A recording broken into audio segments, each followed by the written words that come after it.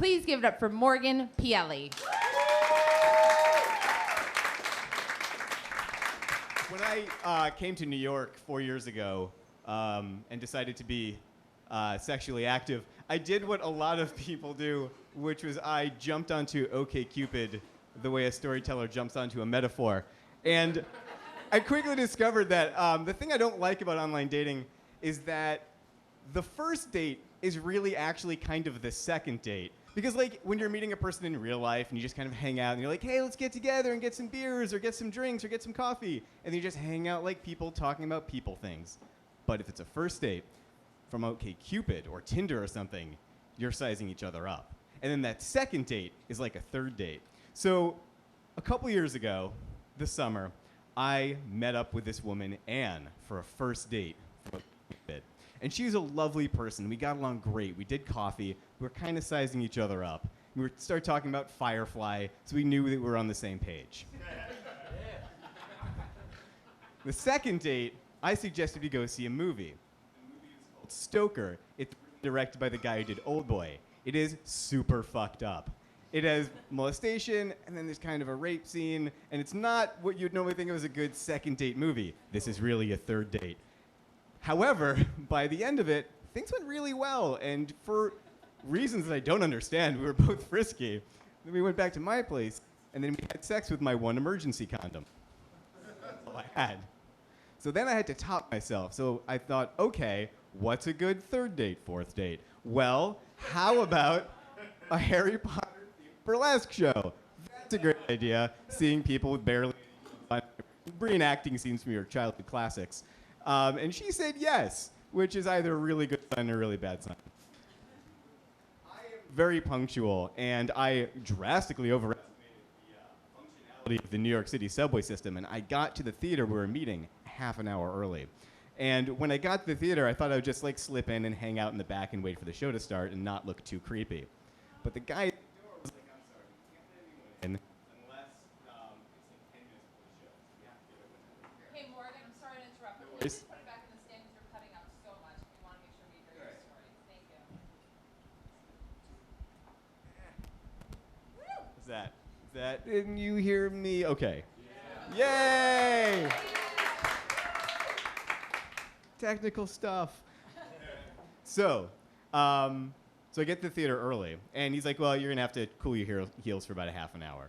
So I'm like, okay, well, I have a decent vibe about this date. It is, after all, the third/fourth date. Maybe I should go and refill the condoms, of which I have none left. So, and this is in Williamsburg, and I walk like 2 blocks to the Duane Reade that's in this Williamsburg. Now, I've never seen a place set up like this before. The way this particular Duane Reade had the condom set up was they're all the way at the back of the Duane Reade. But they're also on these shelves that have these like long plastic garage doors that run the entire length of the shelf, which you have to lift up to get to the sweet, sweet condoms inside. Now, Mama didn't raise no fool. I am a bargain hunter savvy customer. So I proceeded to lift up the garage door with the intention of checking quality versus quantity versus price. Have I heard of this? Is this a name brand or just some crappy knockoff? But no sooner do I lift up the door, do I hear brap, brap, brap, and lights start flashing? And I freeze, and I look around, but maybe I won something. I didn't win something. Then my next thought is, maybe they think I'm stealing condoms. And I prepared myself for 2 large people to like come and grab me and pull me out. And that didn't happen. But people were starting to look, and I panicked. Because on the one hand, I didn't want to just pull my hand away and be like, oh, I was just looking, like I'm a prude. But on the other hand, I never wanted to experience this again. So I panic grabbed an Econo pack of 20 condoms. But this is one of those like Soviet era, like gray box, very bland. So my next thought, this is all in a fraction of a second, was maybe she wants a spicy night. I should grab a 7-pack of spicy variety condoms. And I slam the thing shut, I put them on my arm, and I march to the counter. I pay for my purchases there. Would you like a bag? No, thank you. Would you like the receipt? No, thank you. And I proceed to head back to the burlesque show. Some of you perhaps have noticed the flaw in my plan. It was the summer. I was dressed like this, but without this jaunty number on top. So I had no pockets for the 2 boxes of condoms I have in my arms. And I'm halfway back to my date.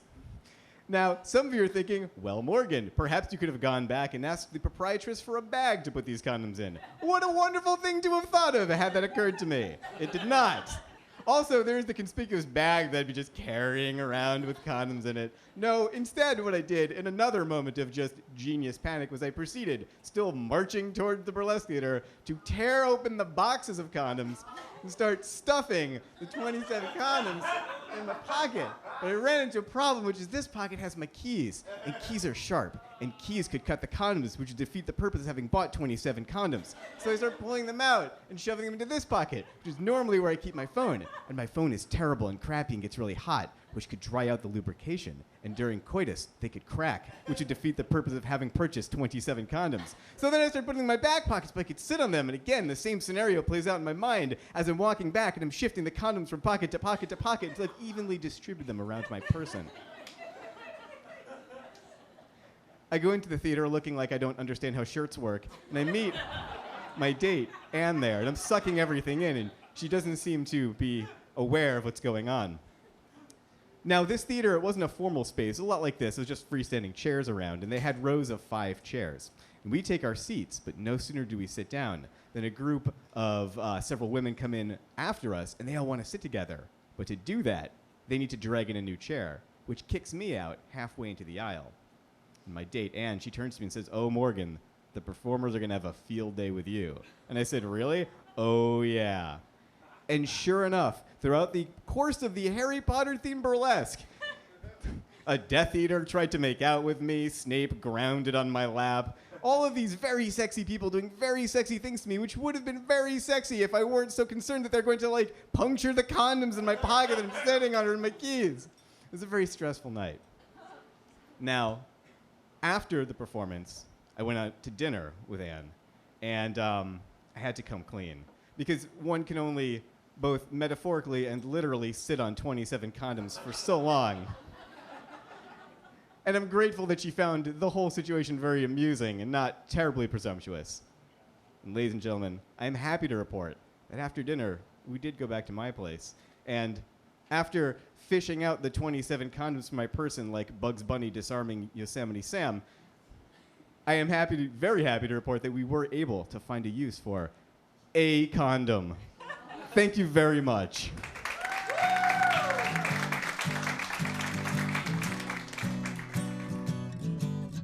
Yum's the word